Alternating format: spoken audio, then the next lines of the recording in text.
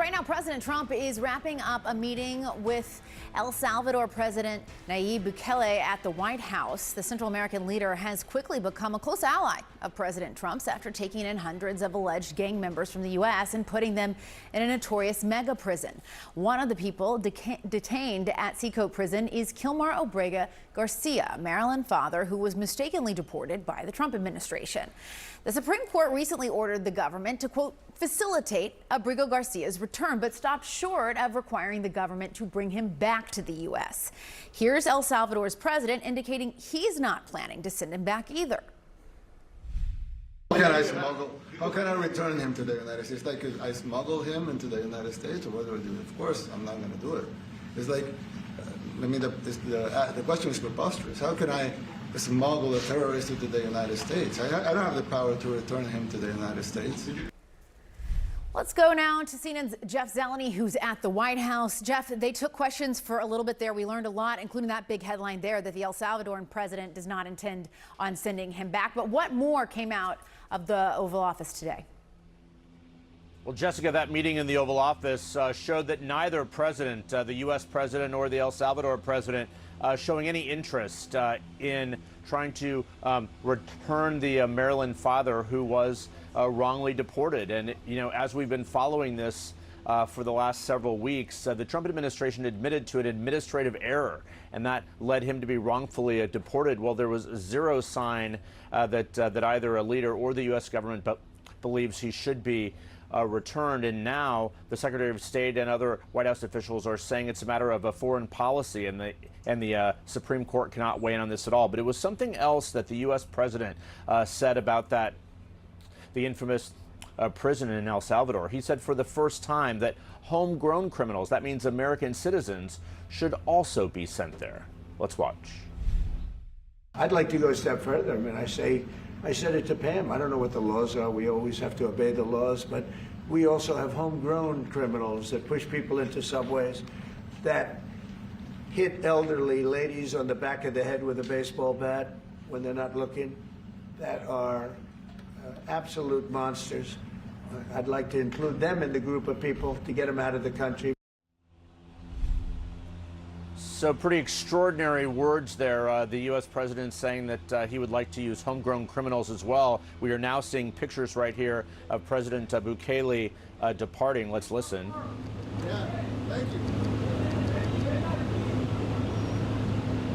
So departing after his lunch with the president and members of his delegation have been meeting for a couple hours or so, but one of the biggest headlines, of course, is how central to the Trump administration's immigration plans the prison in El Salvador has become. And clearly Trump has an ally in President Bukele. The smiles all around certainly made clear of that, Jessica. Yeah, no doubt about that. Jeff Zeleny at the White House. Thank you so much for that reporting. Boris? Let's dig into this case with former U.S. Attorney Harry Litman. Harry, thanks so much for being with us. First, I want to get your interpretation of the Supreme Court's decision, because the administration and the judge in this case are interpreting it in diametrically opposed ways. So what exactly did the Supreme Court decide? How does it line up with what we heard from President Trump and his officials today? The Supreme Court decided that the administration is obligated to correct its own constitutional error to facilitate, I'll get back to that in a moment, Abrego Garcia's release from custody in El Salvador. I emphasize that, Boris, because they mangled it in their submission to suggest the Supreme Court just said, return him to the United States. That's wrong. Their job is, in fact, necessarily to go as far as they can into El Salvador to release him. Now, the facilitate, effectuate dynamic obviously is a recognition that if push comes to shove, if we needed to declare war to go into El Salvador, that there would be some limit based on Article 2 powers. You couldn't push the administration around, but not simple moves to repair their own constitutional violations. And this seems like today, as you've just described it, really a travesty, because Bukele makes it seem as if he has no power. That's preposterous, to use his own words. clearly, this is done by a contract to them. All we have to do is, I think, lift our finger and say, return Abrego Garcia, please. And I think it's implausible that anything happened other than a choreographed discussion in the Oval Office where he could take that stance to aid his ally, Donald Trump, to try to stonewall the Supreme Court and ignore their own constitutional transgression. So, Harry, you don't buy the argument that administration officials are putting forward, like Stephen Miller, for example, when he says that a court cannot determine the foreign policy of the United States?